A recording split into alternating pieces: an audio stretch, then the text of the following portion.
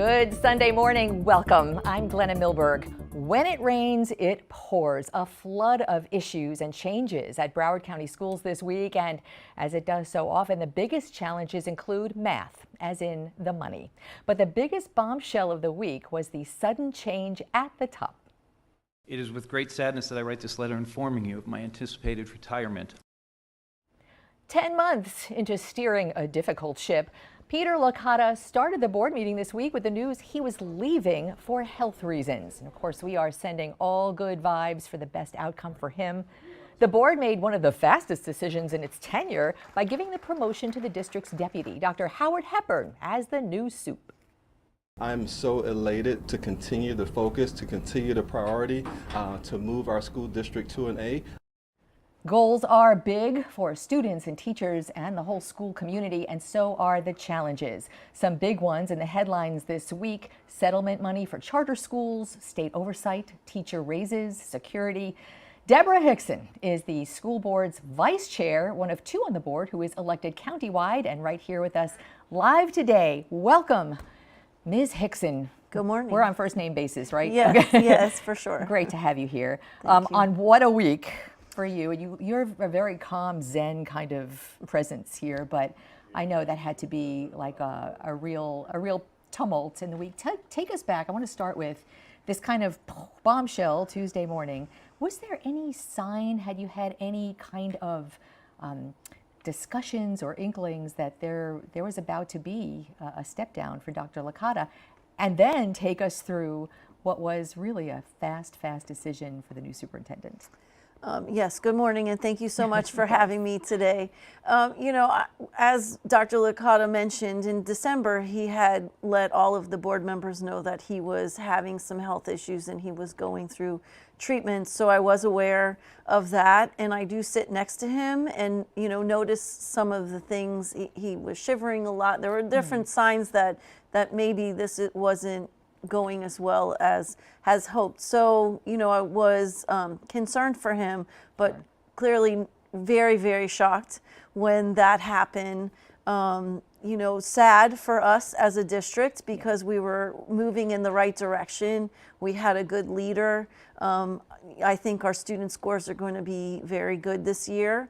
And we're repurposing and designing Broward County Public Schools, and all of a sudden in the middle of this great movement forward, all of a sudden you're like, oh no, we have to stop. And if anybody who follows the news in South Florida knows, it's really been a rocky couple of years for the school district, grand jury investigation, arrests, and so this can't be a great time. But take us through, not a year ago, the district went through a national search for a new superintendent, yes. And then bam, inside a couple of hours, you've got a new one. And Dr. Howard Hepburn elevates right from deputy. And so that was a pretty quick decision, but not unanimous. It wasn't. It was 8-1, so it was pretty close to unanimous. And, as I mentioned, thinking about just sitting there as a board member and thinking we're right in the middle of this big movement forward. And I do know for a fact that Dr. Hepburn and Dr. Licata made a lot of these decisions together. He was the deputy superintendent of teaching and learning, but they really came into this together through a partnership. And it made sense when the motion came forward to make Dr. Hepburn the new superintendent, especially since we know he's applying and had a good chance of becoming a superintendent in a different district. So I think that was really the big difference in why it made sense as that motion was being said to yes, because we do, as we heard from public speakers during that meeting, we want stability. We want stability, and I personally just felt that Dr. Hepburn was going to bring that stability because he knows the vision. He's been immersed in all of the decisions for that vision, and it was really important to stay the course. So you got stability, you saved a boatload of money on any kind of national search, and you carry forward. And I do want to talk about money because this week the education commissioner was in town, Manny Diaz, who was here for a variety of reasons. We spoke to him about the Board of Education in Tallahassee signing off on the settlement that Broward County Schools now has to pay because of, I don't want to say withholding, but not paying charter schools a portion of the voter-approved tax monies for teacher raises and for security. I know the district didn't have to in 2018 when that went through, but they do now. And I really, I'm not sure publicly we were very clear on the process of what was the holdup, why a settlement, why didn't the district go ahead and pay what was owed to charter schools? So it's kind of complicated. In 2018, when the referendum went, Broward County Public Schools did include charter schools for the safety and security part. We were the only district that did that, as opposed to Dade County and Palm Beach County. So when those lawsuits came through, we were kind of a little bit different than they were because they did not include them. But voters voted on a referendum that said the money would go to the district public. It's hard to say it the right way. Right, it said the district teachers and mental health, but it would include the charter schools and the safety and security piece. So voters voted on that, and it went through, and no one really brought a lawsuit, and charter schools didn't bring up, hey, how come we weren't included in all of it, until later on. And as you know, Palm Beach County in 2019 had a lawsuit that came, and through that process, then it was determined by the courts after a couple of appeals. It wasn't even decided in the very beginning. There were 2 courts that said no, charter school, that's not what the voters voted on.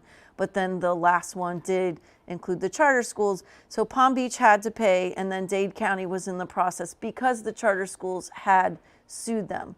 We were just starting that process. We were just recently sued by charter schools. So let me to fast forward. This settlement is, I guess, on face value, $80 million, but paid out over, the plan is 3 years. There is no final amount, I think, that I've seen yet. This could be a real, I mean, I don't want to characterize it. Is this a budget buster for the district? Obviously it is, and it won't be final until the charter schools, we voted on it, now the charter schools have to, so that's why you haven't seen an actual dollar amount as of yet. And there are things that they have to do to be able to collect that money. It's just not a carte blanche. And this might or may not affect the teacher raises that were decided upon. I know one of your colleagues, Tori Alston, on the board, on Tuesday really raised questions. Can the district afford the teacher raises, a little under 4%, that were promised already? Right, so remember 1.7% of that comes from the state, so that is not money through the district, and the other around 2% comes from our budget.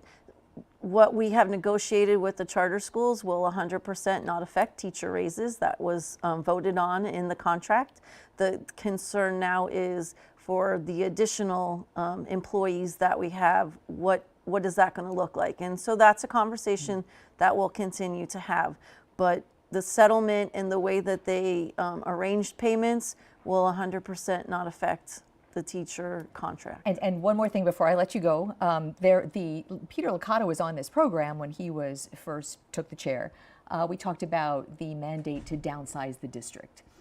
A lot of the community really has concerns about their own community school, which is going to be closed or repurposed. Tuesday, it didn't look like there was much movement to report. I know they're studying it, but the broadcast version, bottom line version is there anything to report on that? No, not really. I mean, they're going to go into those zones where they know that the schools are going to be affected.